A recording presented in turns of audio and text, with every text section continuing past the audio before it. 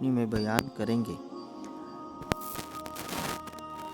شیطان مردود کو اللہ تبارک و تعالیٰ نے جنت سے نکال دیا تو اس نے اللہ تبارک و تعالیٰ سے قیامت تک کے لیے مہلت مانگی کہ قیامت سے پہلے مجھے موت نہ آئے، لیکن اللہ پاک نے اسے وقت مقرر یعنی ایک خاص وقت تک کی مہلت دی، جسے قرآن مجید کی سورہ الحجر میں یوں بیان فرمایا گیا ہے۔ اس نے کہا، اے پروردگار، لوگوں کے زندہ کیے جانے تک مجھے مہلت دے۔ اللہ تبارک و تعالیٰ نے ارشاد فرمایا، تجھے مہلت دی جاتی ہے وقت معلوم تک۔ ناظرین گرامی، وقت معلوم کو مفسرین نے نفخہ اولیٰ لکھا ہے، یعنی جب حضرت اسرافیل علیہ السلام پہلی دفعہ سور پھونکیں گے۔ معزز دوستو، قیامت کی نشانیاں جب پوری ہو جائیں گی تو مومنوں کی بغلوں کے نیچے سے ایک پیاری خوشبودار ہوا گزرے گی، جس سے تمام ایمان والے وفات پا جائیں گے، اور پھر اس کے بعد 40 سال کا زمانہ گزرے گا کہ جس میں نہ کوئی بچہ پیدا ہوگا، یعنی ہر انسان کی عمر کم از کم 40 سال ہوگی۔ مسلمان چونکہ مر چکے ہوں گے، اس لیے زمین پر صرف مشرک و کفار رہ جائیں گے۔ تفصیل الدرہ منصور جلد نمبر 5 صفحہ نمبر 71 پر لکھا ہے کہ جب مومنین کی وفات کو 40 سال گزر چکے ہوں گے تو پھر حضرت اسرافیل علیہ السلام پہلی بار سور پھونکیں گے۔ شروع میں اس کی آواز نہایت کم ہوگی کہ لوگ کان لگا کر سنیں گے، پھر یہ بڑھتی بڑھتی اس قدر زیادہ ہو جائے گی کہ لوگوں کے کان کے پردے پھٹ جائیں گے، ان کے نتنوں سے پیپ بہنا شروع ہو جائے گی اور لوگ مر جائیں گے۔ انسان، جن، فرشتے، یہاں تک کہ شیطان ابلیس کو بھی اس نفخہ اولیٰ کے وقت موت آئے گی۔ اس کے 40 سال بعد حضرت اسرافیل علیہ السلام دوسری بار سور پھونکیں گے تو پھر تمام مردے زندہ ہو جائیں گے اور قیامت قائم ہو جائے گی اور میزان لگے گا، یعنی نفخہ اولیٰ کے وقت ابلیس کو موت آئے گی اور نفخہ اولیٰ اور نفخہ ثانیہ کے مابین 40 سال کا عرصہ ہوگا، اور یہ کہ ابلیس 40 سال تک مردہ رہے گا۔ معزز دوستو، آئیے اب اس بات پر روشنی ڈالتے ہیں کہ ابلیس کو موت کیسے آئے گی اور وہ یہ 40 سال مردہ حالت میں کہاں گزارے گا۔ اس سلسلے میں حضرت کعب بن احبار رضی تعالی عنہ کی ایک مشہور روایت پیش کرتے ہیں۔ حضرت کعب بن احبار رضی تعالی عنہ ارشاد فرماتے ہیں کہ جب اول بشر یعنی حضرت آدم علیہ السلام کی وفات کا وقت آیا تو وہ پریشان ہو گئے اور اللہ تبارک و تعالیٰ سے عرض گزار ہوئے، اے اللہ، میری موت سے میرا ازلی دشمن بہت خوش ہوگا، کیونکہ میں مرنے والا ہوں اور وہ قیامت تک زندہ رہے گا۔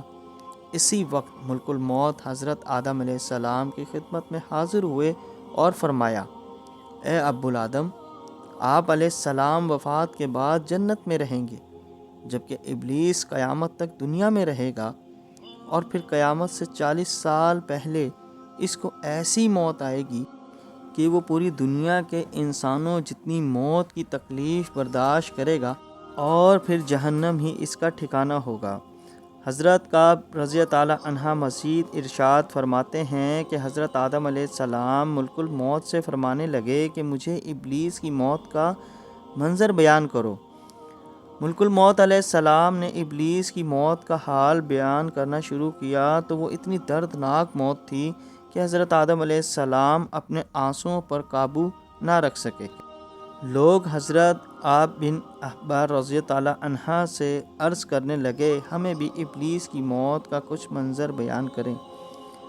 لوگوں کی بے جا فرمائش پر حضرت کعب رضی تعالی عنہ ابلیس کی موت کا منظر یوں بیان فرماتے ہیں، اللہ تبارک و تعالی ملک الموت سے فرمائے گا، میرے غضب اور غصے کا لباس پہن کر جاؤ، ابلیس کی روح قبض کرو اور ابلیس سے تمام انسانوں اور جنوں سے زیادہ سختی کرنا۔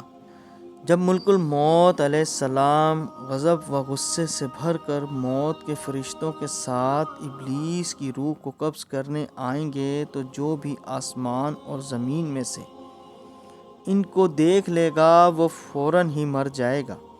جب ملک الموت علیہ السلام ابلیس کے پاس پہنچیں گے تو وہ دھاڑے مار مار کر روئے گا۔ پھر شیطان کو موت کی تکلیف دی جائے گی جو کہ ساری مخلوق کی موت کی تکلیف سے بھی زیادہ ہو۔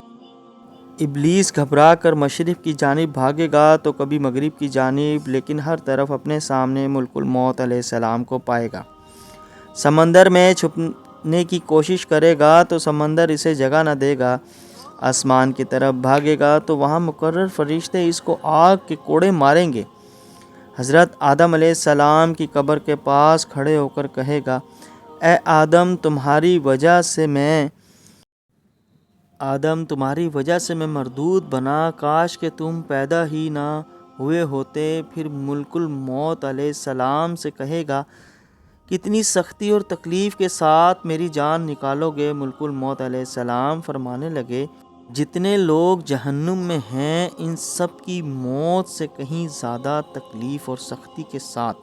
یہ سن کر شیطان تڑپنے لگا اور چیختا چلاتا ادھر ادھر بھاگنے لگا اور اسی جگہ پہنچ جائے گا جہاں اس نے جنت سے نکلنے کے بعد پہلا قدم رکھا تھا۔